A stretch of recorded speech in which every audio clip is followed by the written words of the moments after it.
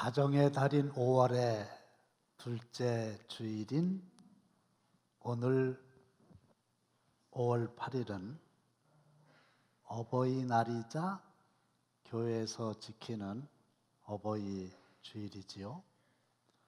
저는 매년 이때가 되면 부모님이 아직도 생존해 계신 가정이 부럽기만 합니다. 일단 부모님이 돌아가시면 어버이날이 1000번씩 2번이 온다 해도 효도할 길이 전혀 없기 때문이죠. 그저 후회와 함께 살아 계실 때를 회상만 할 뿐입니다. 설교 시간이지만 갑자기 이원수 작사, 홍남파 작곡의 동요인 고향의 봄을 함께 부르고 싶습니다.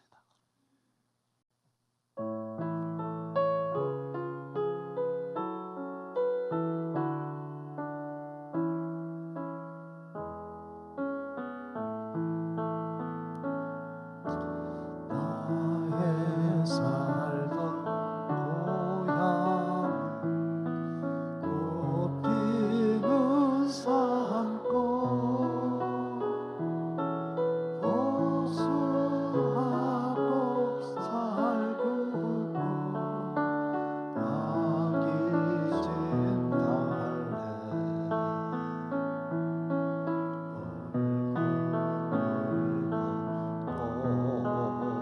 꽃내고 살이 핀 동네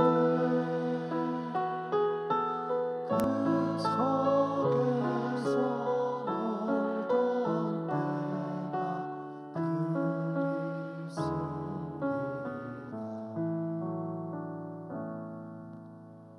그 속에서 놀던 때가 그리워지기보다는 그때는 어머니 하고 부르면 얼른 뛰어나오시던 생전에 계셨던 그 부모님이 그리워지는 노래입니다.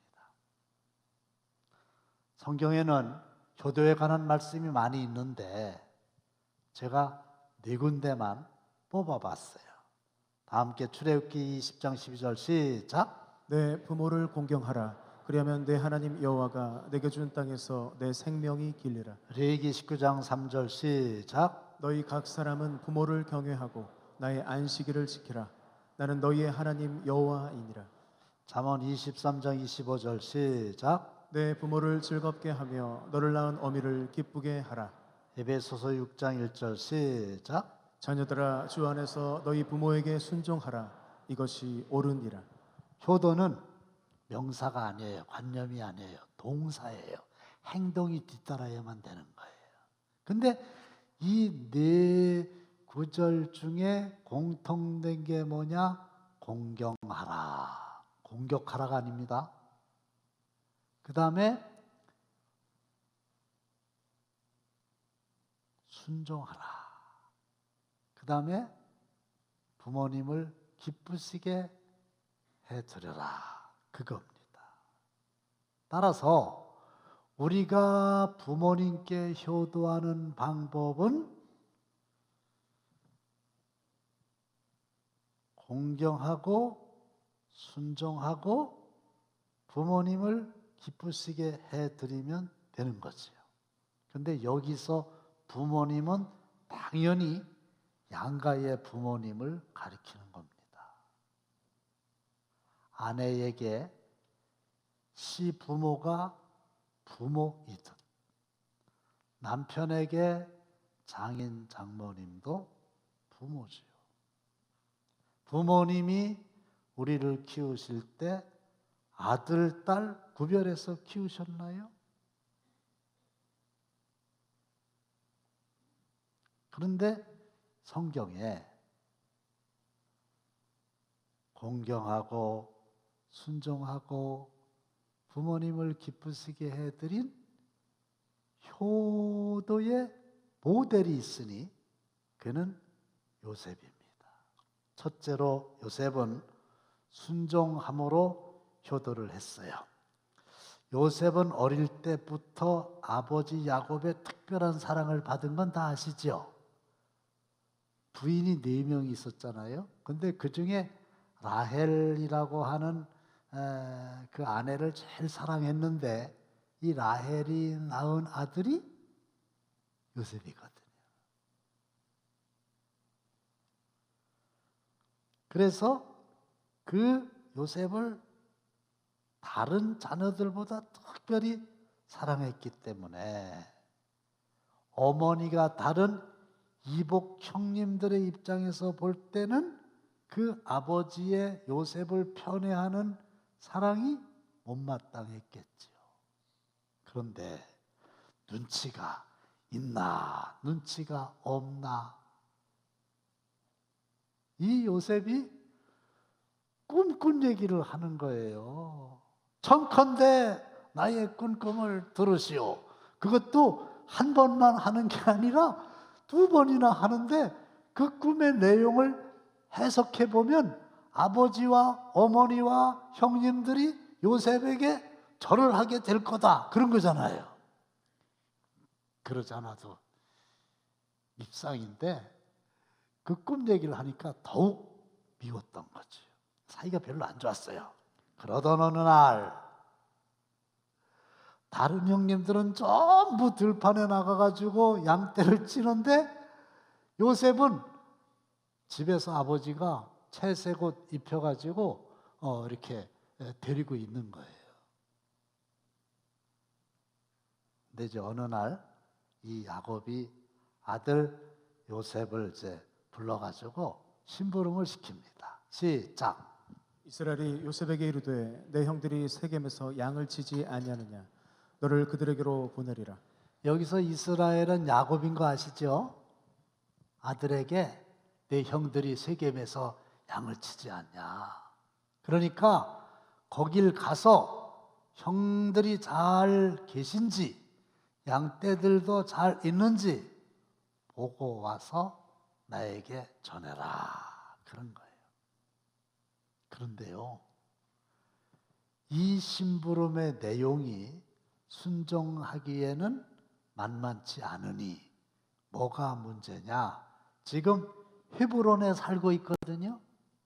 근데 형님들이 양을 치고 있는 세겜까지는 거리가 약 100km입니다. 아니 말이 100km지. 그거 자동차 타고 가는 거 아니고 오토바이 타고 가는 것도 아니고 걸어서 가야 되잖아요. 그리고 동행이 있는 게 아니고 혼자 걸어가야 되잖아요. 여러분, 10리, 20리도 10km도 만만치 않은 거리인데 왕복이면 200km인데 거기를 혼자 다녀온다는 게 쉬운 일은 아니잖아요. 그런데 요셉은 어떻게 대답을 했느냐? 내가 그리하겠나이다, 그랬단 말이에요. 이게 순종이에요. 근데 막상 100km를 걸어가지고 세겜에 도착해 보니까 형님들과 양떼들이 없는 거예요. 주위 사람들한테 물어봤더니 다른 초장 도단이라고 하는 곳으로 갔다는 거라. 근데 이 도단은 세겜에서 북쪽으로 30km를 또 가야 돼요. 그러니까 130km를 걸어가서 형들을 보고 또 130km를 와야 되는 상황이잖아요.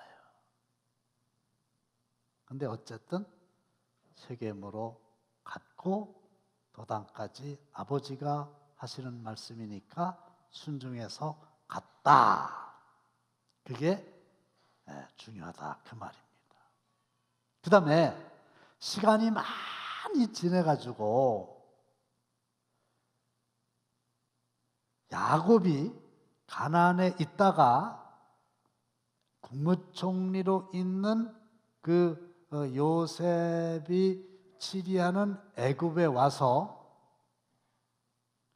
17년을 삽니다. 그리고 130대에 왔는데 147세 때에 세상을 떠나는데, 세상을 떠나기 전에 유언을 합니다. 내가 죽거들랑 지금 애굽의 고센 땅에 있는데 이 애굽 나라에다가 나를 장사하지 말고 할아버지 아브라함, 아버지 이삭이 묻혀 있는 가나안 땅 막벨라 굴, 다시 말씀드리면 선산에다가 나를 묻어달라. 이것도 보통 힘든 일이 아니잖아요. 국경을 넘어가야 되잖아요. 시신을 메고. 근데 그때도 요셉은 제가 아버님의 말씀대로 하겠습니다. 그리고 실제로 보면 그대로 했어요. 이게 순종이고, 순종이 효도예요. 순종의 원어가 휘파쿠오지요. 휘파는 아래에서, 쿠오는 듣다의 합성어입니다. 그러니까 우리가 순종한다, 그 말은 본래 뜻이 부모님이 여기에서 말씀을 하시면 자녀들은 한 단 아래에서 부모님을 이렇게 쳐다보면서 말씀을 듣는 자세를 이야기하는 거예요. 순종은 행동만을 이야기하는 게 아니고 태도요, 자세입니다. 너 이것 좀 가져와라. 가져온 게 순종만이 아니고 가져올 때 기쁜 마음으로 기꺼이 가져오는 게 순종이고, 툴툴거리면서 얼굴 붉히면서 억지로 가져오는 것은 진정한 의미에서의 순종이 아니라는 거예요. 그러니까 연로하신 부모님이 무슨 말씀을 하시든 내가 한 단계 아래에서 듣는 태도로 내 어머님, 내 아버님, 알았습니다, 그렇게 하겠습니다, 이게 순종이에요. 토달지 말고, 대꾸하지 말고, 얼굴 붉히지 말고, 대들지 말고. 한번 하겠어요. 내 아버님, 2층도 합시다. 내 어머님, 알았습니다. 같이 한번 해보세요. 알았습니다. 그리하겠습니다. 그렇게 대답을 하시라고요. 설령 하시는 말씀이 사리에 안 맞더라도 태도만은 네, 알았습니다. 그러고 잘 이해시켜서 행동을 달리할 수 있지요. 그런데 성경에는 권위자에게 순종하라, 그런 영적인 질서가 있어요. 아내에게는 남편. 이 아내가 남편이 자기보다도 돈을 더 못 벌어온다고 안 돼요. 남편이라고 하는 이유 하나만으로 아내는 권위자인 남편에게 순종해야 되고, 종은 주인에게, 성도들은 영적 지도자에게, 자녀는 물론 부모에게, 그리고 모든 인간은 하나님께. 할렐루야. 이게 효도예요. 두 번째는 뭐냐? 물질로, 돈으로 효도하는 거예요. 요셉이 17살 때에 형님들에게 애굽으로 팔려갔잖아요. 13년 동안 종살이, 감옥살이 하고 30세에 애굽의 국무총리가 됐고, 7년 동안 애굽 땅에 풍년이 왔고, 이어서 7년 동안 흉년이 오게 되는데, 흉년 2년 차, 다시 말씀드리면 요셉의 나이 39세 때에 22년 만에 아버지를 만납니다.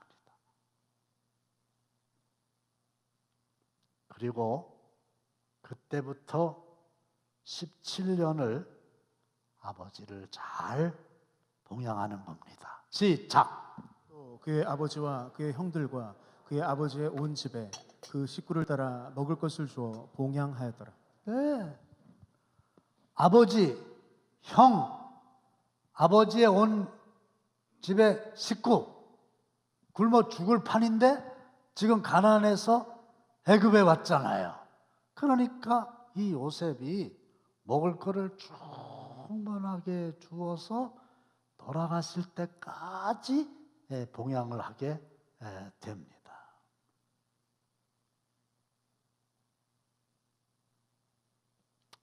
또 나중에 그 장례를 그렇게 치러달라고 그랬잖아요. 거기도 돈이 얼마나 많이 들었나 몰라요. 그래도 그 돈을 다 요셉이 지불을 하게 됩니다. 이쯤에서 제가 함께 듣고 싶은 노래가 하나 또 있어요. 김형영 시인의 따뜻한 봄날이라고 하는 시를 소리꾼 장사익 씨가 꽃구경이란 제목으로 부른 노래지요. 가사 내용은 고려장을 치르려고 어머니를 업고 가는 아들과 아들 등에 업힌 어머니의 눈물겨운 사랑 이야기죠. 들이 늙으신 어머니를 산속에 갔다가 버리려고 업고 가는 거예요. 꽃구경 가자고. 처음에는 진짜 꽃구경인 줄 알고 너무 어머니가 기뻐하셨는데 가만히 보니까 고려장을 치르는 걸 알게 됐어요. 근데 그것을 알아차린 어머니가 한 일은 뭐냐? 솔잎을 한 움큼씩 따가지고 길에다가 뿌리는 거예요. 왜 그렇습니까? 비록 자기를 버리러 가는 아들이지만 버림을 받아서 자기는 죽게 되겠지만은 이 아들이 길을 잃어서 집에 못 갈까 봐 솔잎을 뿌리고 이 솔잎을 보고 안전하게 집에 잘 도착하라. 그런 거 아니에요. 이게 부모님의 내리사랑이에요.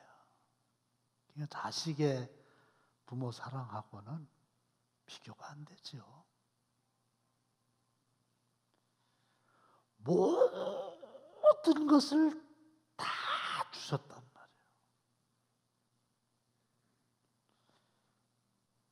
우리가 사는 시대는 고려시대 고려장은 없는데요. 현대판 고려장이 있어요. 그게 뭐냐? 우리나라는 노인 자살률이 OECD 회원국 37개국 중에 1위예요. 자살을 그렇게 많이 하세요. 그 얘기는 또 노인 빈곤율도 1위다라고 하는 것과 무관하지 않아요. 노인들이 빈곤해요. 왜 빈곤해요? 자식들 다 퍼줬잖아요. 이럴 줄 알았으면 좀 남겨놓을 건데 이런 세상 올 줄 몰랐고요. 그리고 무슨 노후를 위해서 별도로 준비해 놓은 게 없잖아요. 노인에게는 3대 고통이 있는데 병고, 이거는 연세가 들수록 몸이 점점 약해진다는 겁니다. 점점 더 건강해지는 법은 없어요. 그런데 개 병들어 쓰러지면 가축병원 달려가나 늙은 부모 쓰러지면 노환이라 생각하네. 10자식을 키운 부모 한결같이 키웠건만 10자식은 한 부모를 하나같이 싫어하네. 집에서 키우는 애완견이 병들으면요 밤중에 평택까지 가가지고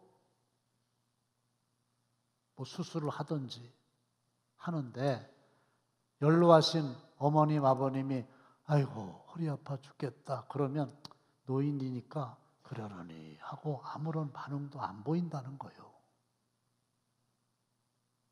사회적 소외감, 노인이 되면은 아무래도 역할이 줄어들어요.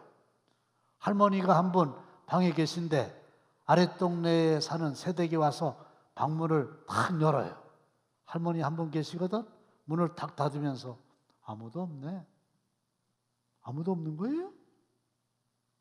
국제시장이라고 하는 영화가 있었어요. 거기에 보면은 아들 내외가 손자 손녀를 데리고 이제 할아버지 할머님 댁에 옵니다. 그러면서 아버님 어머님 이 애들 좀 맡아주세요. 맡기고서 여행을 가면서 뭐라 그러는지 알아요? 아버님 어머님 저희들 가족여행 다녀오겠습니다. 그러니까 그 영화에서 할아버지가 이러는 거예요. 나도 가족인데. 아니 가족여행을 간다면서 저들끼리만 가요. 아니 어머니 아버지가 가족이 아니에요? 그 부모님이 키울 때 아들 딸 가족 아니었어요? 저는 그 대사가 잊혀지질 않아요. 그리고 경제적으로 어렵단 말이에요. 효도가 뭐냐? 그 어려우신 부모님에게 용돈을 드리란 말이에요. 그게 효도예요. 정기적으로 드리세요. 일정액을 드리세요. 월초에 드렸다가 월말에 드렸다가 2달 한꺼번에 드렸다가 6개월이 돼도 소식이 없고 그럼 어떻게 해요? 돈은 필요한데. 수금 가시잖아, 수금. 그럼 그때 그냥 얼마 집어드리고. 이러면 안 됩니다. 요셉 보세요. 17년 동안 다 자기가 책임졌고요. 장례도 다 자기가 책임졌고요. 네, 어머님, 현금, 지금, 입금 했습니다. 이게 쓰리김이라는 거예요. 쓰리금. 현금, 지금, 입금. 좋아하십니다.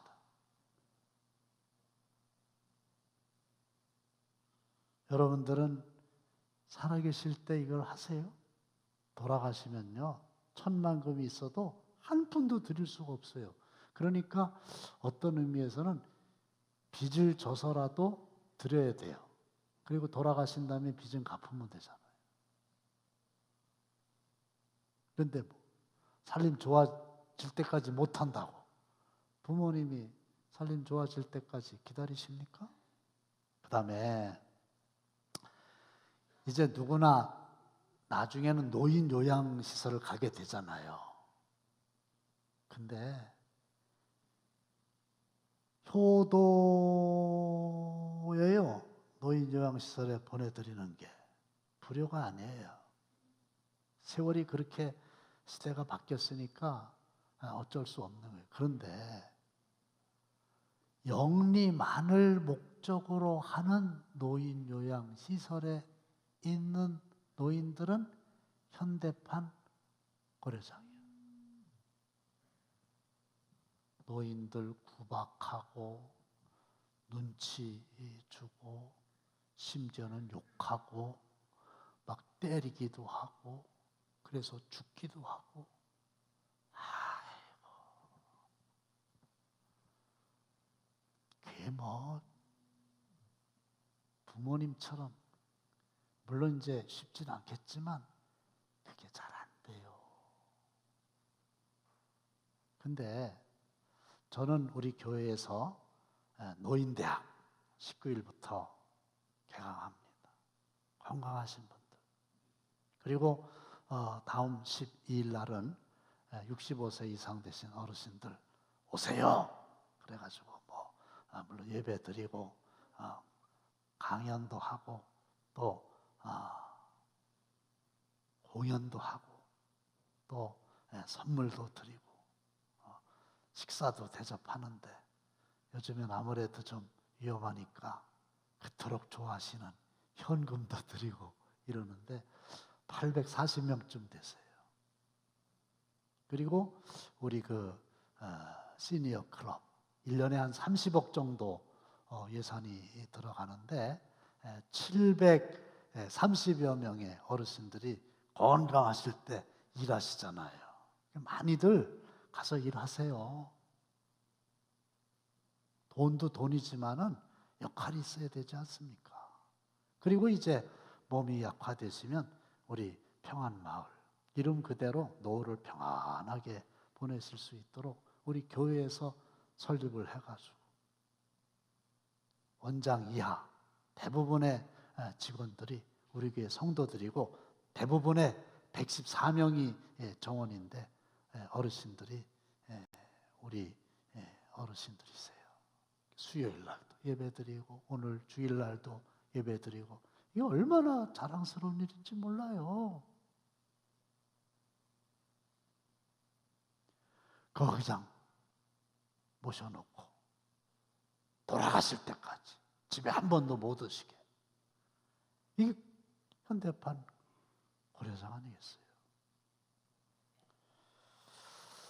마지막으로 요셉은 형제를 사랑함으로 효도했어요. 아버지가 돌아가셨어요.